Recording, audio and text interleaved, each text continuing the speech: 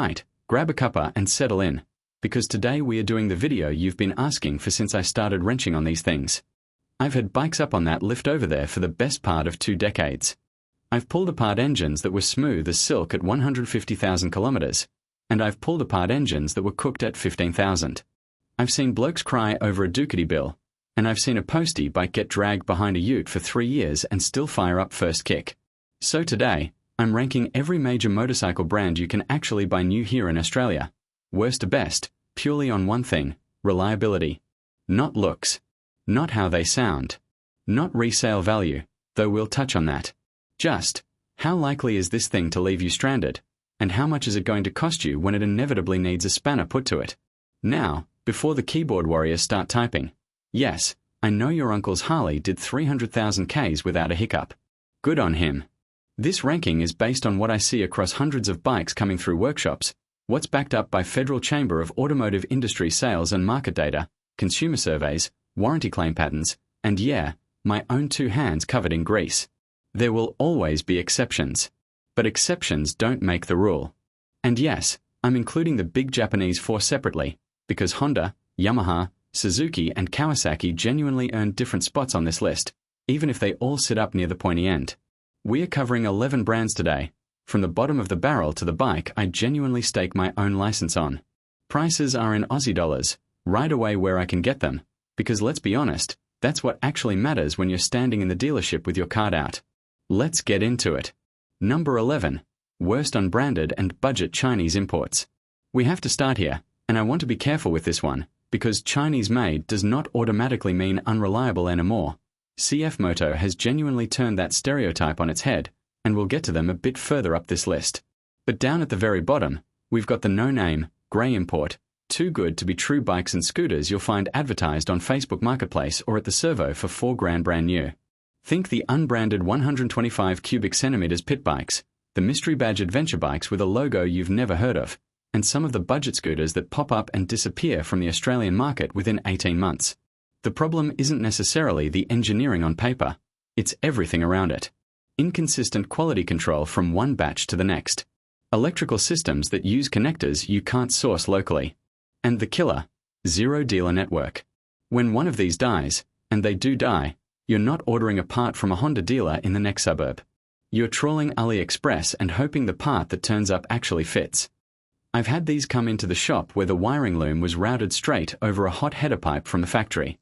I've seen carbies that were never properly jetted for Australian fuel. I've seen frames crack at the swing arm pivot with under 5,000 kilometers on the clock. Look, if you're after a $2,000 farm bike to bounce around a paddock and you genuinely don't care if it dies in 2 years, fine, that's a different conversation.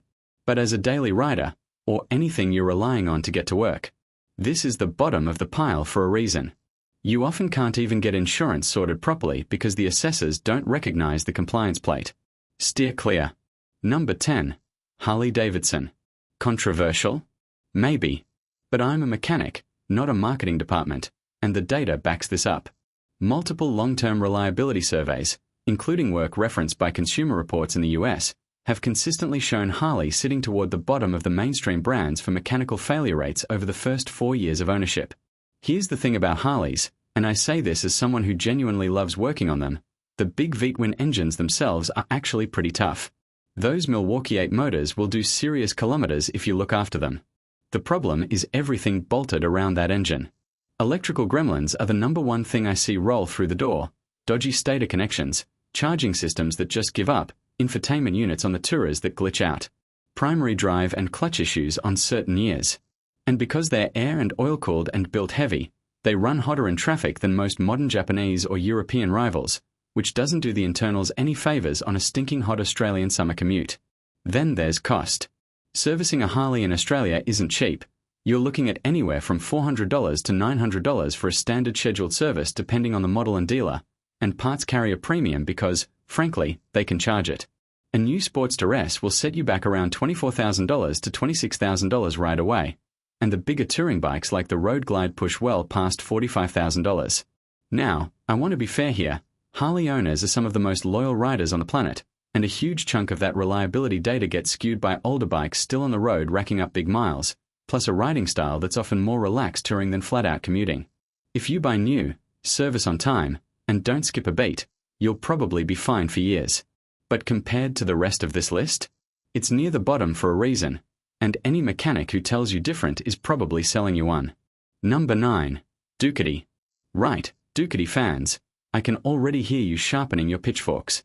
Look, these are some of the most beautiful, most exciting, most emotionally engaging motorcycles ever built. Riding a Panigale on a good road is one of the great experiences on two wheels.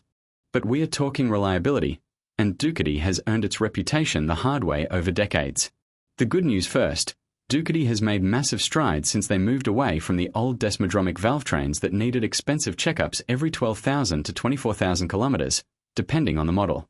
The newer Testastretta and V4 Gran Turismo engines have stretched those valve service intervals out considerably, and build quality out of the Borgo Panigale factory has genuinely improved. But here's what still lands them in the bottom third.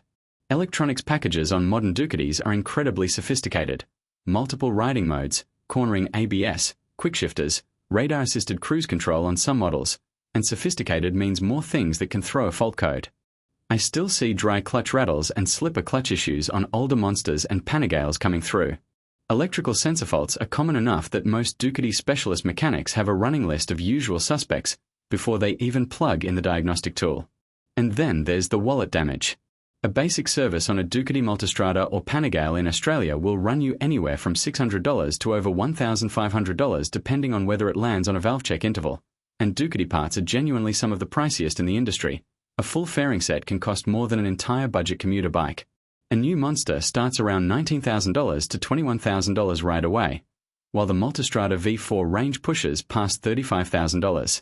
If you've got the coin, you service religiously with an authorized dealer, and you accept that owning a Ducati is as much a relationship as it is transport, they can be genuinely good bikes.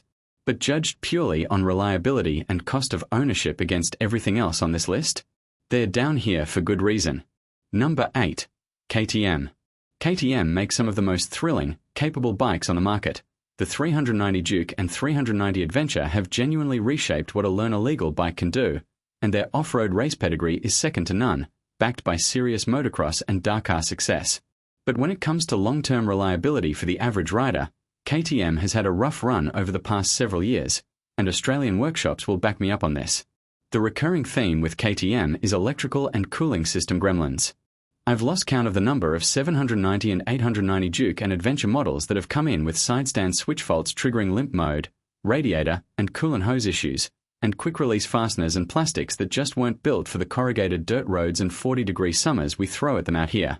There have also been well-documented recalls in recent years across several models for issues ranging from fuel pump problems to chain guide failures. Servicing complexity is another factor. Some KTM models pack the oil filter, spark plugs, and other regular maintenance points behind bodywork and components that make what should be a simple job take twice as long, and that labor time gets passed straight on to you. A basic service typically runs $350 to $600, but anything more involved climbs quickly. Pricing-wise, KTM sits reasonably accessible at the smaller end. A 390 Duke starts around $8,500 to $9,500 right away, but the bigger LC8 twins and the flagship Super Duke and Adventure models push well past $25,000 to $30,000. Look, if you want the sharpest handling and most aggressive engineering in the learner and mid-capacity segment, and you don't mind the occasional trip back to the dealer for a recall or a sensor, KTM delivers a genuinely fun ride. But for pure set-and-forget reliability, they're firmly in the bottom half. Number 7. Royal Enfield. Now this one's genuinely interesting, because Royal Enfield's reputation has shifted more than almost any brand on this list, and it deserves some nuance.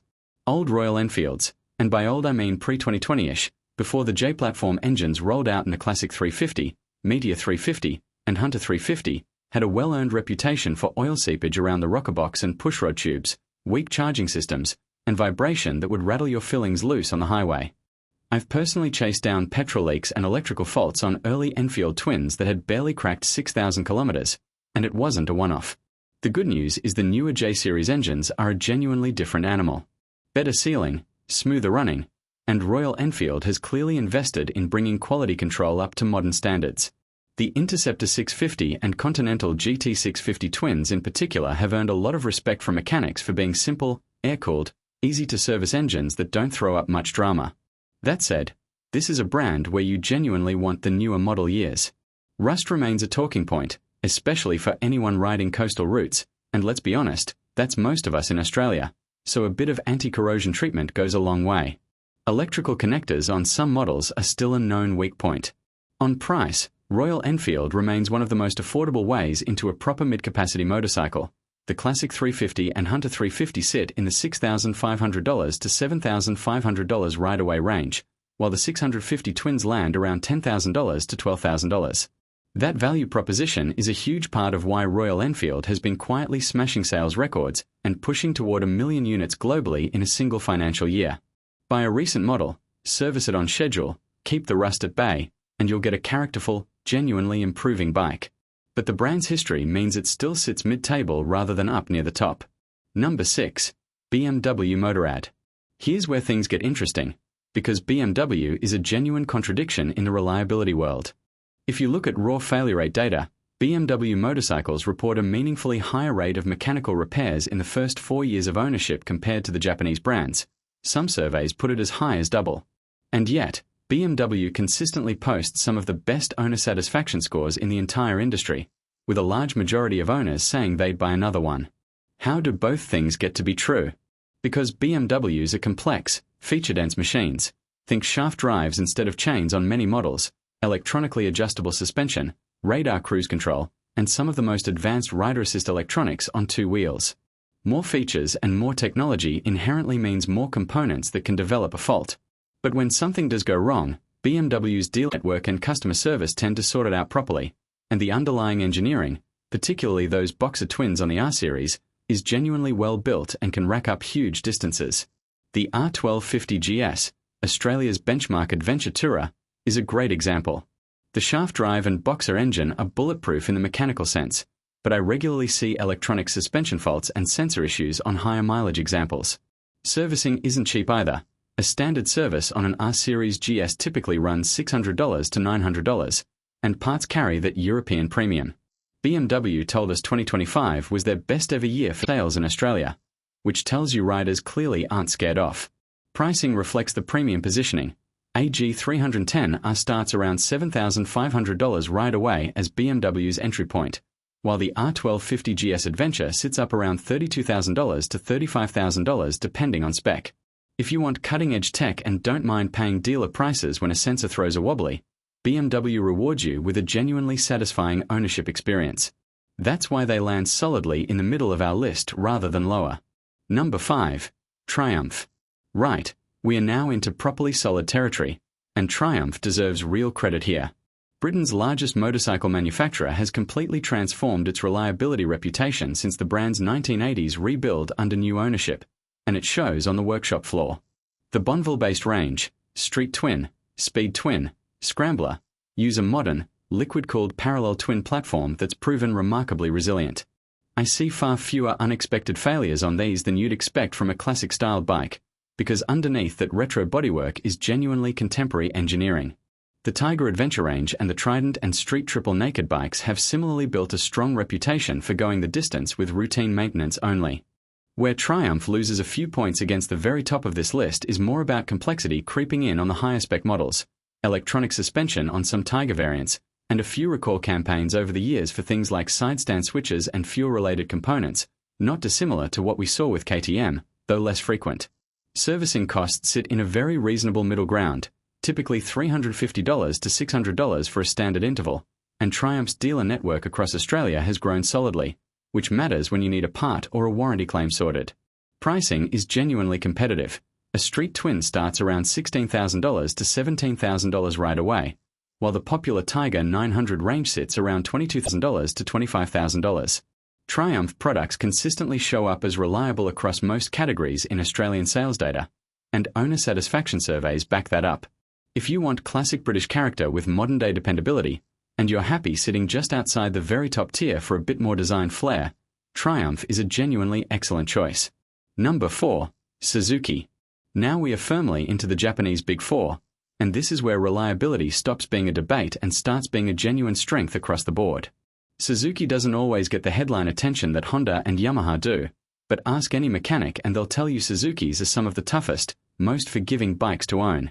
Consumer Reports' well-known reliability survey has Suzuki tied with Honda for second place among all motorcycle brands, with only around 12% of owners reporting a serious repair in the first 4 years.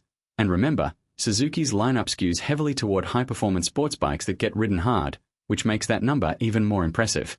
The GSX-R series, the SV650, and the V-Strom Adventure range have all built cult followings among riders specifically because they're cheap to maintain and just don't break.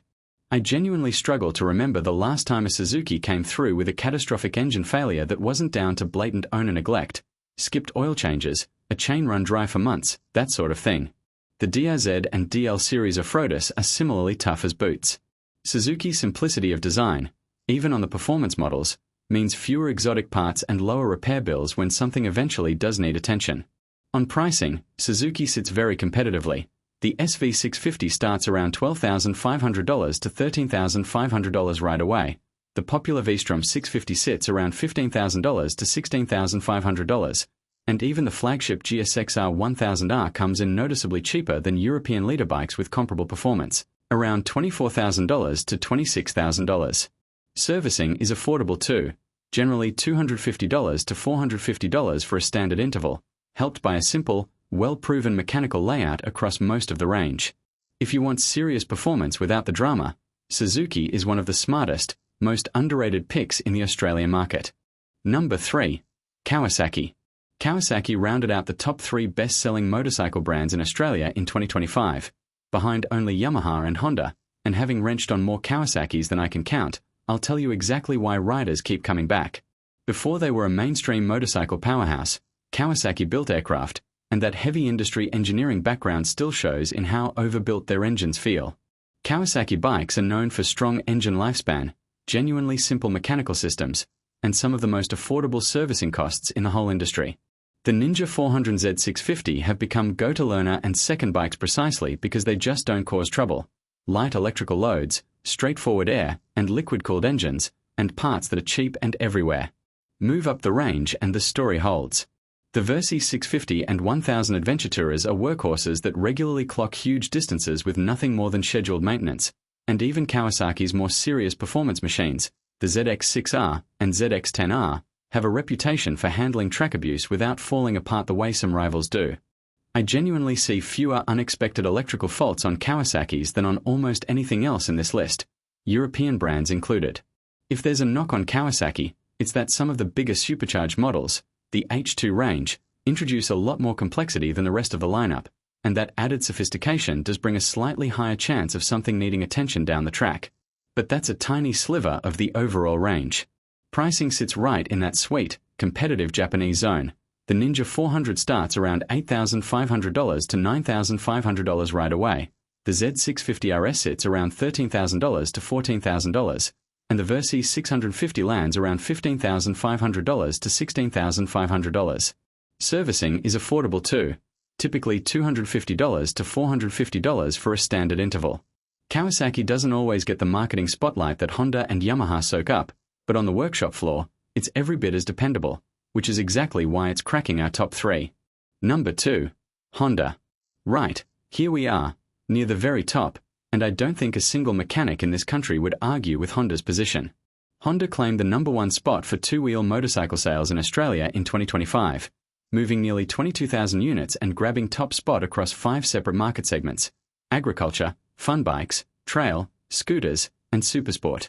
That kind of volume, combined with a rock-solid reputation, isn't an accident. Honda's whole engineering philosophy is built around what I'd call boringly brilliant reliability. Standardized components across multiple platforms mean parts are cheap, plentiful, and every mechanic in the country has seen the same engine 1,000 times before, which makes diagnosis and repair quick and affordable. The CB and CBR ranges, the Africa Twin adventure bikes, and honestly, the humble little CRF farm bikes that topped Australia's overall sales charts in 2025, are all built on this same principle. Keep it simple, keep it proven, and it'll run forever.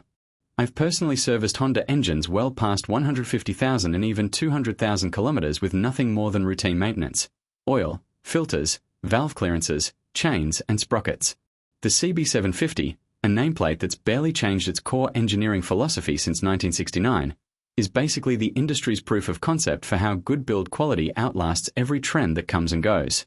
Servicing costs are genuinely reasonable, typically $250 to $450 depending on model, and with Honda's dealer footprint being one of the biggest in the country, getting parts or warranty work done is rarely a hassle.